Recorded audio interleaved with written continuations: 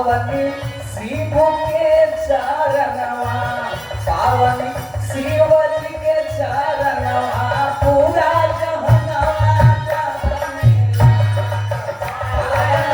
शिव जी के चरणवा, पूरा जहनवा जानेला। शिव जी के चरणवा, पूरा जहनवा जानेला।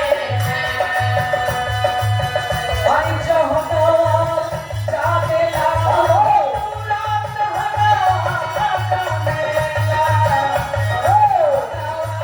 जानेला, पूरा जहनवा जानेला। पावनी शिव जी के चरणवा, पूरा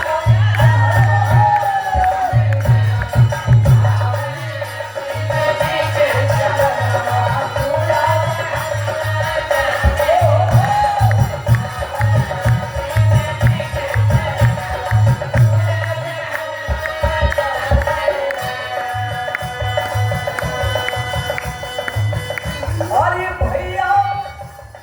भैया हो महादेव हवे महादानी।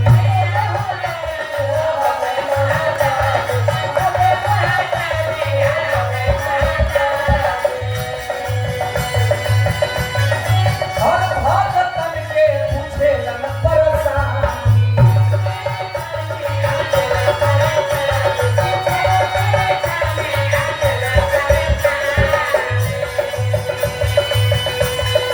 मेरे मित्रों, मेरे दोस्तों, गौर करेंगे। महादेव जिनका नाम अड़भंगी है, जो भी लोग मांगते हैं बाबा महादानी है, देने का काम करते हैं। प्रमाण ऐसा मिलता है, साक्षी ऐसा मिलता है कि अपने रहने के लिए महल बनाए, वो भी दान में दे दिए। देवों में देव महादेव, देवों में देव महादेव। अपने देश में नहीं, विदेशों में पूजा होता है, इंटरनेशनल है। महादेव के महिमा के बखान का कहना है। अरे शिव जी, अरे भैया हो महादेव हवे महादानी।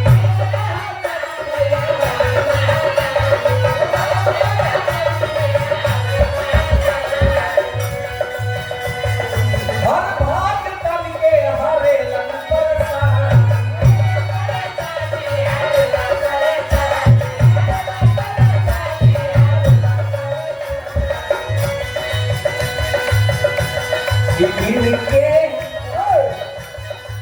इनके दर्शन से होगा कल्याणवा, इनके दर्शन से होगा कल्याणवा, पूरा जहनवा जानेला।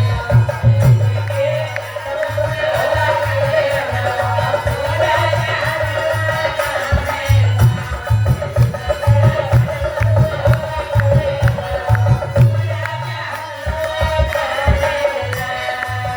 अरे जहनवा जानेला हो भैया, जहनवा जानेला। जानेला हो भैया, जहनवा जानेला। शिव के भावे पावन चरणवा, इकर जहनवा जानेला।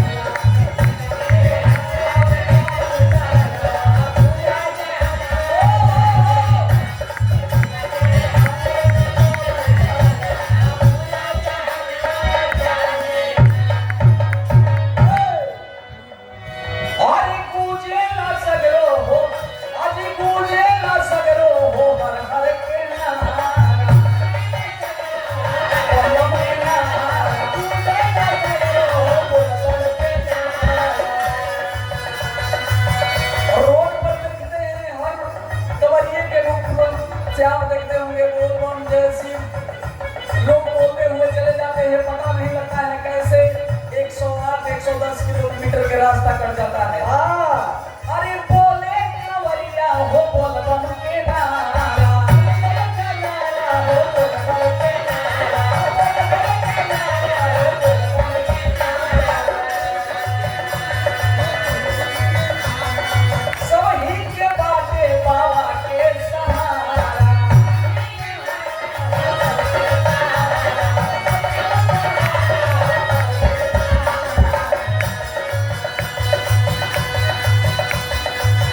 वाह वाह